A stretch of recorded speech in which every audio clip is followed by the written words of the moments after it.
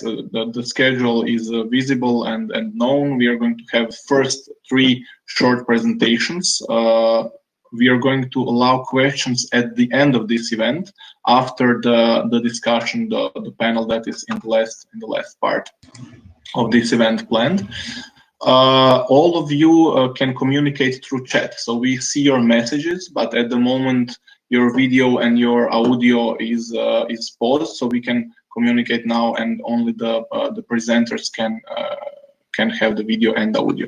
So having that said, without further delay, I would invite Emmanuel to start his presentation, and let's hear his lecture. Yeah, so Emmanuel, I think that you are now allowed to use your and to share your screen. Okay, so let's start.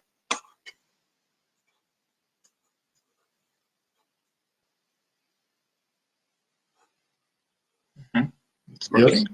Yes. Okay. Yes, we can see the presentation. Great, perfect. Thank you so much for all that, Hasso, and for the strong work that you've done to organize that. The topic for today is mainly to focus on cultural differences and the importance of bringing cultures into the assessment of AI ethics. We all know that AI is now kind of a very common word that we are all hearing here and there, and it is mainly associated with ethics. But the big issue that we all have most of the time is that we don't know what AI is exactly, and we don't know what ethics is exactly. So we are fed by kind of a narrative, by speeches, by discourses about that. And sometimes it's really interesting, and I think it's important for all of us because we are all using AI to dive into this question. So today my point will be to focus on this idea that with the rise of AI, obviously what we've seen is that there is a need for regulation. There is many uses of AI today. Some of them can be harmful, some of them can be concerning, some of them will be really beneficial for humanity. But we really need to regulate that. We need to have a set of norms and standards in order to make sure that AI will be beneficial much more than harmful. This said, the point is that there are lots of initiatives that have been launched in order to get regulations from private and public institutions. So what we've seen is a multiplication of regulation all around the world, right? With, I would say, no really effectiveness so far, right? So get a lot of regulations, but lots of regulations with no regulation at all. So the big problem that we have is that we have too many regulations. So there are some initiatives, and especially from the UNESCO and other international bodies, international institutions, to find something that would be kind of a universal or global code of ethics. The problem, and I would say that right now, is that it is kind of a vain quest. I mean, there is no way that we will be able to have a universal code for ethics. We can have, let's say, a global regulation. There are already lots of international laws that are kind of global regulation, but it will not be really effective on the ground because there are so many differences in the way we approach ethics, in the way we see AI, that at the very end, what we will have is kind of a really weak regulation that will not be applied correctly all around the world. So this quest for the universal global code of AI ethics has slowly moved to what some scholars would call a moral crusade. This is something that has been developed by sociologist Howard Baker, speaking about moral entrepreneur.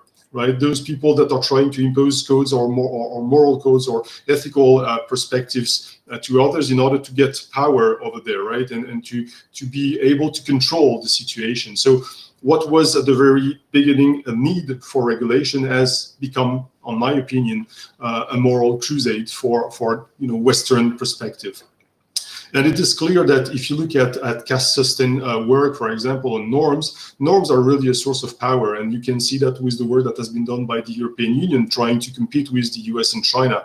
We know that those two big competitors are way ahead of the European Union. So we found a niche, which is norm, right? And we're trying with the GDPR and some other initiatives to set the standards that will be imposed to the rest of the world, because we know that it is power. It's not only diplomatic power, it's also economic power, right? So we need to impose those norms to the rest of the world in order to control the market and what will be done with AI.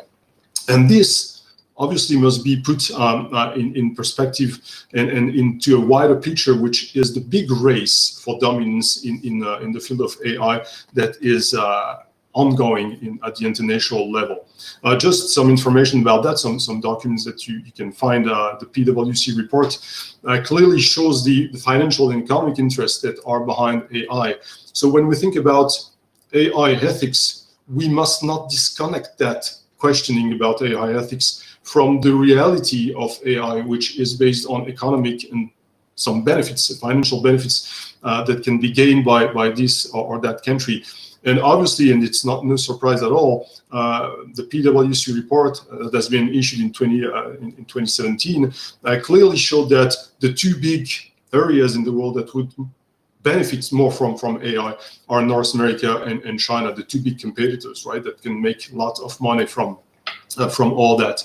So this is the big picture that we have to keep in mind. We cannot just focus on ethics. We cannot work like in silo, just ethics and focusing on that. We have to take into account that there is a big competition between different actors. Not only state actors, by the way, you also have all the big tech companies that are also issuing, creating, setting norms and trying to impose them to the rest of the world. So there is this competition not only between public actors, but also with private actors, right, that are really, really dynamic in this work. So this is the big competition for AI and its benefits. And this wide concept, environment shapes the perceptions of the people, and you and I, all of us, regarding what AI is and what AI ethics is. So for most of us, and especially in the Western world, we think that after all, AI ethics is what has been decided by the European Union. I mean, France, and I would say that, okay, the GDPR is the ethical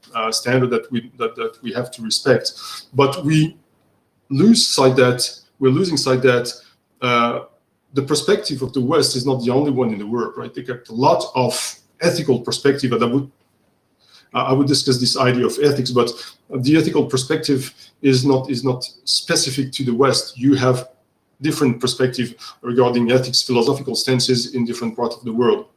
But our perceptions are really rooted in what we see, what we hear, the way we've been raised, our cultural environment, basically. So we are really convinced, and when I say we, just keep in mind that I'm speaking about the West, because I'm in the West. We do think that what we're doing is the best option, right? Without think on the other side that there might be other ideas and other perspective. So we are really shaped in our perceptions by the environment, and we sometimes have to withdraw from this environment. Actually, our perceptions are leading to what Berger and Luckman call the social construction of reality. So what seems to be real regarding AI ethics today must be questioned to make sure that it's not only a construction that is based on our cultural perceptions, but that it's a reality for the whole world. And when you do that, when you dive deep into some questions like biases, for example, you will see that the way we address biases in the West, Northern America, or Europe is definitely not the same as it would be addressed if it is addressed in other places in the world, right? Because, for example, gender discrimination does not sound the same way if you go in some countries or in other countries, right? So we have to keep that in mind, that our perceptions, our concerns, the way we see the reality is not shared by all the people all around the world. So based on that, we have to keep in mind that, and this is for social constructivism, which is the work that has been done by Berger and Luckman, they say that discourse is really a vector of those perceptions. So narratives that have been created so far definitely are shaping the perception that we have on AI ethics. So we have to be really aware of those narratives. We have to question them. The point is not to be dubious for the sake of being dubious. It's to be dubious, rationally dubious, in the sense that we have to question the relevance and the legitimacy of all those narratives. If we don't do that, at some point, we will lose sight. We'll lose sight of the fact that we are not the West again are the only humans on Earth, and we do not have any kind of truth. We do not hold any kind of truth regarding AI ethics. If you look at the work that has been done by John Austin, a sociologist of language, it is clear for him that what he calls prescriptive utterances are statements that will shape the behaviors. And most of the time, they are not there just to translate the reality or to explain the reality. The very aim, the very goal of those prescriptive utterances is mainly to shape perceptions, right? To evince emotion as it is written, or to prescribe conduct, or even to influence those conducts in a spatial way. So this is all about, and you've heard all about that. It's all about communication. I myself worked in the communication area in the military, and this is all about how can we make people agree with us, accept what we're doing, or make what we're doing legitimate, even if it's sometimes questionable, right? Because we need that people will follow us in what we're doing. And especially in the public sphere, it's something that is mostly and widely used. Communication, political communication is kind of a really important tool in terms of power that public institutions do have on their citizens. So it's all about those prescriptive utterances, saying that this is wrong and this is right. So according to that, what will happen is that if you look at sociology and once again to social constructions, you will see that there is this idea of the logic of appropriateness, which is once those norms, those rules about what is acceptable and what is not has been set, they will be institutionalized, meaning that they will be accepted widely, usually by people, and people will just behave in a way that is conform to those norms without even questioning those norms. Right. So the point is not. I'm not asking people to disobey. That's not the point at all. But the point is to question once again those narratives, those utterances, and to make sure that they make sense, that they're legitimate, and that they have any interest for the people. So this is really, an academic work that has been done by Austin, but it found a very specific echo in the framework of the European Union, the work that has been done to develop the ethical guidance for the EU regarding AI, and with a paper that has been written by Thomas Petzinger, and he's a philosopher. He was a member of the commission of the group that was working on those guidelines. Maybe you've heard about him, and he wrote a really interesting paper in the Spiegel, which is called "Ethics Washing Made in Europe." And what is said is that I think he spent 9 months working with this group, the expert group, right? And what is saying actually is that among these people, there were 52 people, 52 members. There were only 4 philosophers. The other people were mainly from the public sector. They were mainly from private sector. Some of them from the academia, right? And the problem is that what he's saying is that if you want to address the ethics of AI, if you want to assess AI through a philosophical sense, you need philosophers, right? But what has been constrained by is the fact that you get a lot of people that are coming from the industry, and those people are trying to obviously support their own interests. They're trying just to put forward their own interests, and they do not really think about ethics. So what Thomas Petzinger said, which is related to the work done by Austin, is that when we talk, for example, about trustworthy AI, it's not the reflection of any kind of reality. It's just a narrative that has been created in order to sell some AI-fitted product, right? And as he puts it, that trustworthy AI story is a marketing narrative invented by industry, a bedtime story for tomorrow's customers, right? With this idea that if we are able to make people believe that AI is trustworthy, which is nonsensical, at some point they will buy AI because they will trust them. They will not even question the legitimacy or the risk of this AI product, right? So all this AI ethics story that has been created, not only trustworthiness, but all the narrative that is around AI ethics has been built in order to create trust, in order to open the market, and in order to make people consume in a way that would be easier those AI products. So this is really pragmatic, and Thomas Petzinger has made this this point clearly, and he left actually the group, saying that it was no longer about thinking about ethics and what acceptable and what is not acceptable. It was much more about industry's interests, which it totally disagree with. So in that framework, obviously codes of ethics are really important. When you want to build a narrative, you will have to set norms, set standards. You will have to create words. You will have to create discourses, speeches. So far, we've only heard about this study that has been done by the ETH Zurich by Anna Jobin and his colleagues. What they've seen is that actually they've identified 1,180 codes pertaining with ethical principles. Right. This is back to what I was saying at the very beginning. This is too many codes at some point. You feel like, okay, if you have more than 1,000 codes, what does that mean to have a code, right? So the two things that it shows is that first, we are unable to find a compromise on one code of ethics. We are unable to have to find a compromise on what is really important at the international level. And it is clearly stated in this study that actually all those codes do reflect specific interests.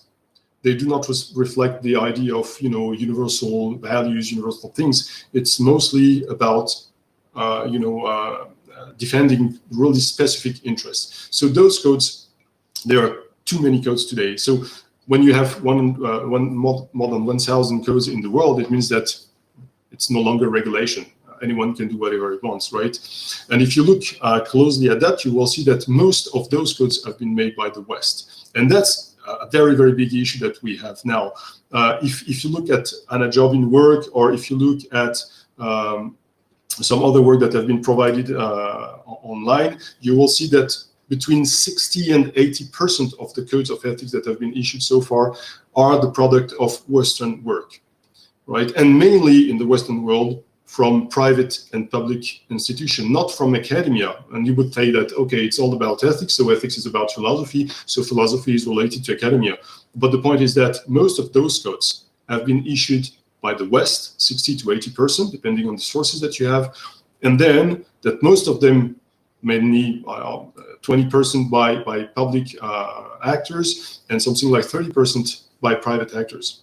So what that means is that those private actors that are really influential at the political level, they are trying to impose their narratives. And once again, this is related to the fact that they want to sell some product. And if you want to sell some product, you have to build trust. If you want to build trust, you have to build a specific narrative that will make people believe that what you're doing is beneficial and not harmful. So all those code of ethics must be put into that big context.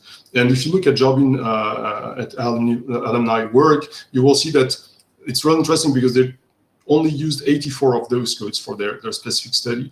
And what they found is that among all the values that were in all those codes, no common ethical grounds was found in those codes, meaning that all the codes were different to some part. Sometimes they have common values, but there was no common value for all those codes. So they were really, really different.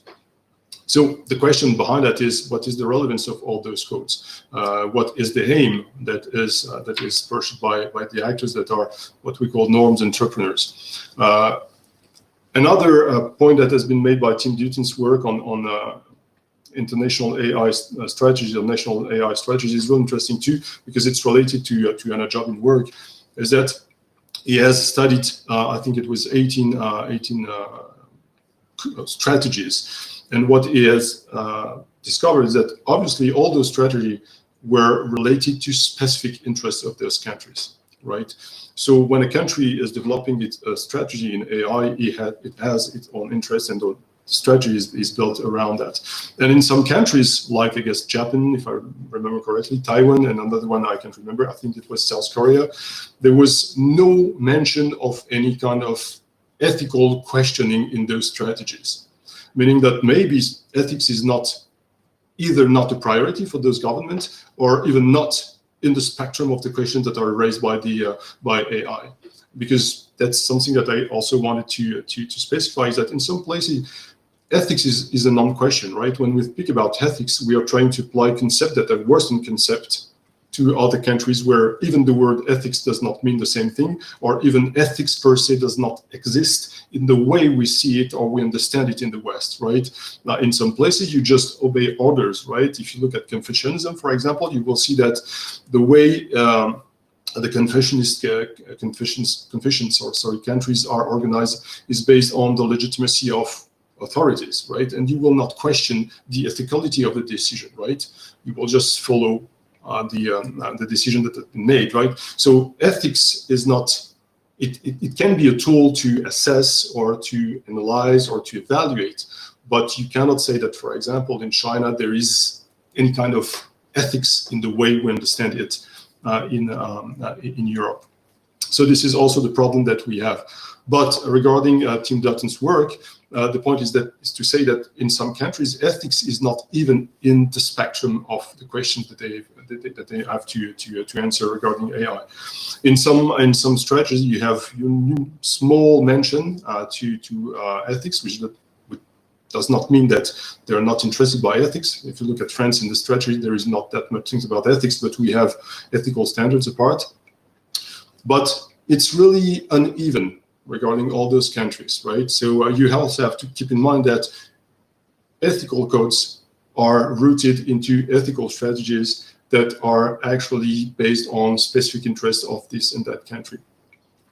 As I was saying just before, if you look at all those codes, 67, according to Jobin, are from the West, 82% from the AI ethics lab, and the digital policy framework list, 81%, right? That's really paradoxical when you look at the repartition of the world population, and you see that the West at large, I mean, Northern America, Oceania, and Europe represent only 15% of the humanity, right? While China, India, or the African continent will represent between 17 and 19% of the of humanity. So you feel like 15% of the world is trying to impose its standards to the rest of the Earth. And obviously that's a big question that I would ask, is that is it ethically acceptable? Is it philosophically acceptable? I'm not sure of that. And as I was saying also, most of them are issued by public authorities and part of them by private companies. And knowing that you have interrelations between private and public institution, obviously, so it's not really I mean, relevant to make this clear distinction between public authorities and private companies. But for the sake of those studies, they've done that, and it's clear that if you look at that, 50% of the codes have been issued or set by public authorities and private companies, right? Which is kind of paradoxical again, because philosophy and ethics is much more related to academia than to political consideration. So what's going on now is that we have a kind of codes that are almost all the same in Europe, in the Western world. And as Walter Lippmann, this US journalist and political commentator, stated that when we all think alike, no one thinks very much, right? So we feel like, okay, we've been fed by all those ideas of trustworthiness, transparency, accountability, biases, and all that things that are related to AI, and we accept them as granted. So we do no longer think about it. We do no longer question that, right? And we are now in what I call a dead end, which is the Western bias. And the Western bias, basically, it's the tyranny of this superficial Western deontology. And we're trying to apply that to the rest of the world.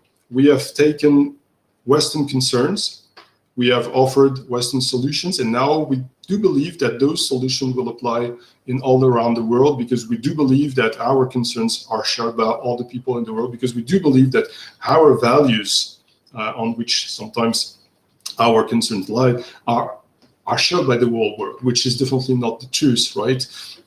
There is no proof at all so far. There is no proof at all that there is only one universal value. So universal values is, once again, a narrative, which is based on the Kantian philosophy about universality, which is, once again, Western perspective on that.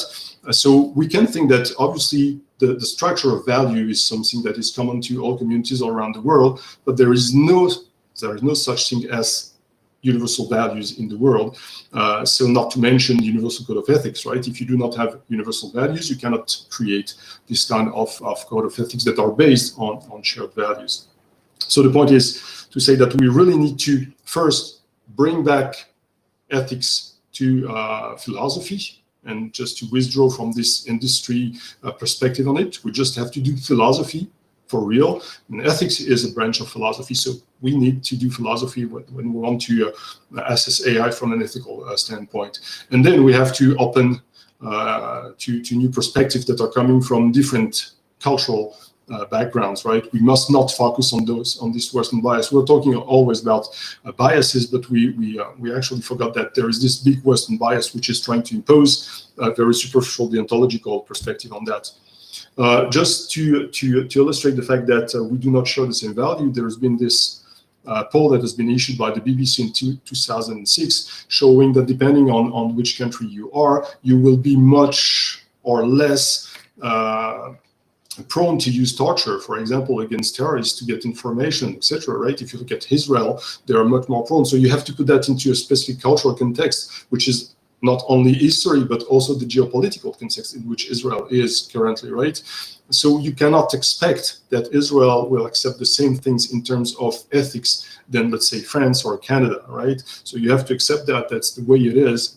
And there is also this poll that has been conducted by, the survey conducted by Amnesty International in 2014, showing exactly the same thing. In some countries, torture is somehow acceptable or even acceptable. Right, you have people that do think that torture is something that is acceptable. So when you speak about, for example, human rights, obviously that will not mean the same thing if you go in Israel or in China than it would mean in Europe or in the US, because you once again have to take into account all these cultural context, which is based on history, religious beliefs, and philosophy and all that things. Right. Another illustration that is really interesting, you can find that online. It's the moral machine experiment that has been launched by the MIT and the work done by Howard, showing it's based on the trolley dilemma that has been developed by Philippe Foot in the 60s, and in which you have a train that is running and you have to make a decision to orient it on the group on the track where there are 5 people, or on the other track where there is only 1 people. So this question has been used in order to assess the risk related to autonomous vehicles. And what the work has shown is that depending on what cultural background you have, and mainly too big collectivist background or individualistic background, you will make really different decisions on who to be killed and who to be saved. And if you will just prefer to kill 5 people instead of 1, or if you want to save elders more than younger people. So depending on the culture you live in, on your perceptions, you will make really different choices. So when it comes to have ethical codes about what autonomous cars should be, in the case they have to make this kind of really philosophical choice, you would not find any common ground to build this universal code. So I do think that we now have to open our mind to some new wisdoms like Ubuntu, like Buddhism, animism, Shintoism, and those points have been also made by the IEEE standard organization, saying that at some point we really have to take into account the fact that, for example, in Shintoism in Japan, the relation to machines is definitely different than the one that we can have in the West. In the Ubuntu wisdom, obviously, the collective, the community is much more important than the individual. Right.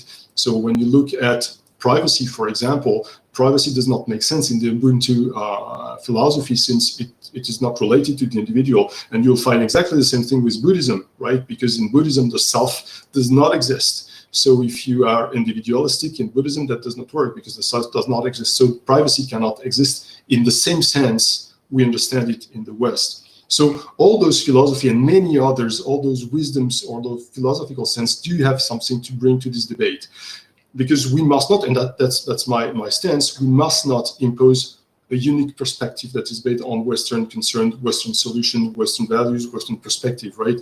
I think that's not acceptable. So this is a work that you can find also online about Buddhism and what it can do for AI ethics.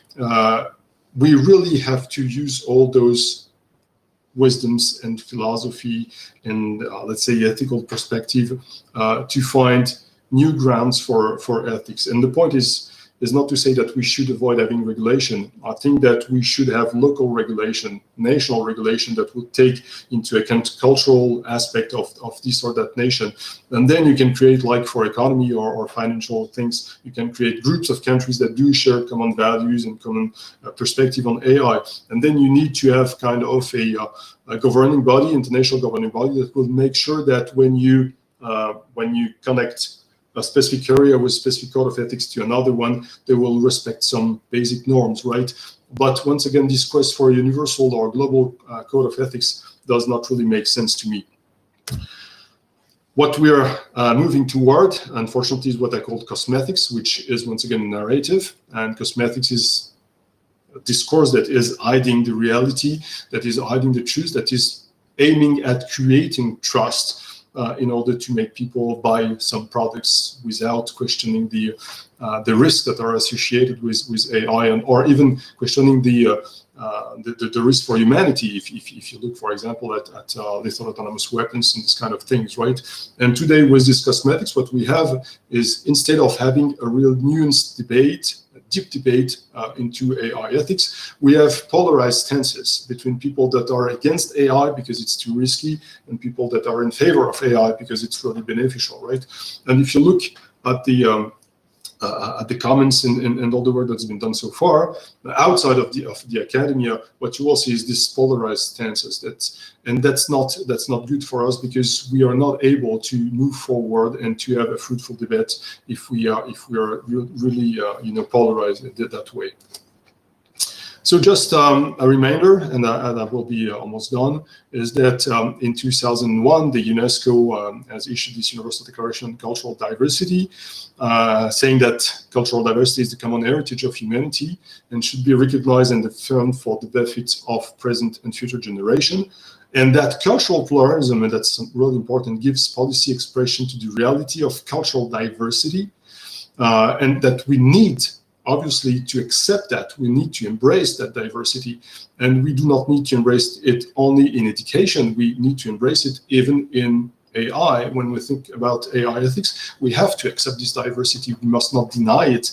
We must not try to impose our cultural perspective on others. So this must not be only kind of a declaration. It must be something that will be used in the real world.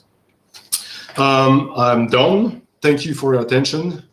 Thank you very much, Emmanuel. This was wonderful, and I'm really glad that you opened many topics. I know a few people here on this webinar that would probably like to discuss at length those things with you. We are going to return to some of the things that you mentioned before in our panel discussion.